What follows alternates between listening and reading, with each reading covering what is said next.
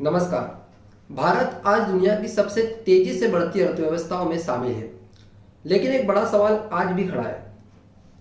क्या हमारी चिकित्सा व्यवस्था भी उतनी ही तेजी से विकसित हो रही है?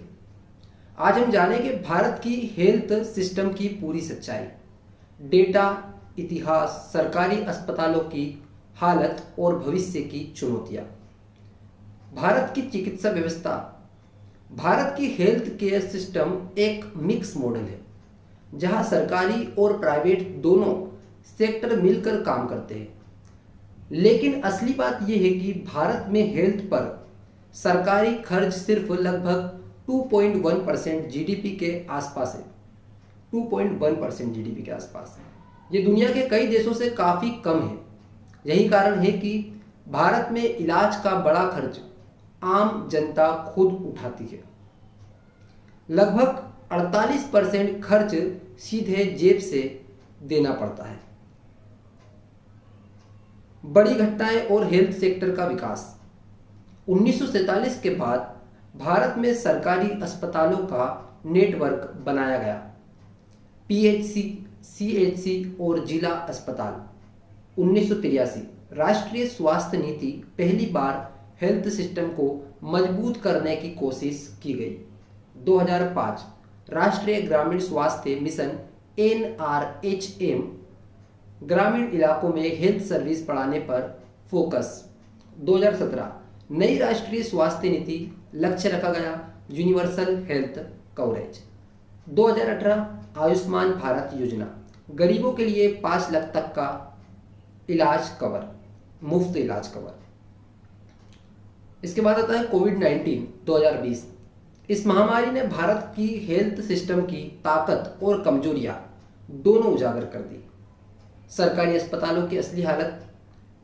कागजों पर सरकारी अस्पताल फ्री है, लेकिन जमीनी हकीकत कुछ और है। इनकी प्रमुख समस्याएं क्या क्या है, इस पर चर्चा करते हैं। डॉक्टरों की कमी और लंबी लाइनें, भीड़, उपकरणों की कमी, साफ सफाई और मैनेजमेंट की समस्या। डेटा क्या कहता है?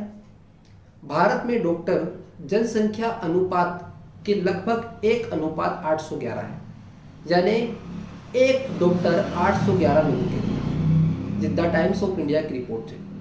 डब्ल्यूएचओ के मानकों से भी अभी कम है। एक और बड़ी समस्या, ग्रामीण क्षेत्रों में डॉक्टर काम करने से बचते हैं, इसलिए गांवों में स्वास्थ्य सेवाएं कमजोर है। यही वजह है कि 57% लोग सरकारी अस्पतालों की क्वालिटी से असंतुष्ट हैं और प्राइवेट की तरफ जाते हैं। भारत की हेल्थ सिस्टम की बड़ी समस्याएं क्या है? सबसे पहली समस्या है कम सरकारी निवेश। नंबर 2 डॉक्टर और स्टाफ की कमी। नंबर 3 शहर गांव में बड़ा अंतर। नंबर 4 महंगा इलाज, यानी जो भारत का जो प्राइवेट सेक्टर डोमिनेंस है हॉस्पिटली क्षेत्र में। इंफ्रास्ट्रक्चर की कमी है। हर साल लगभग 5-6 करोड़ लोग इलाज के खर्च से गरीबी में चले जाते हैं।